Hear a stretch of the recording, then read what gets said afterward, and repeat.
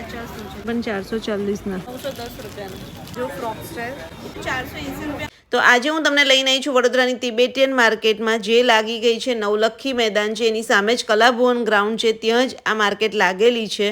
તો જુઓ ભાઈ, આખું તિબેટિયન માર્કેટ લાગી ગયું છે અને બધું જ તમને વિન્ટરવેરનું આખું કલેક્શન ત્યાં મળી જશે। વુલન શોલ 1150ની છે, લેધર જેકેટ 2170 રૂપિયાના છે, પછી જો આ ટાઈપનું શ્રગ તમને 1340 રૂપિયાનું મળી જશે, સોક્સ 60 રૂપિયાના છે।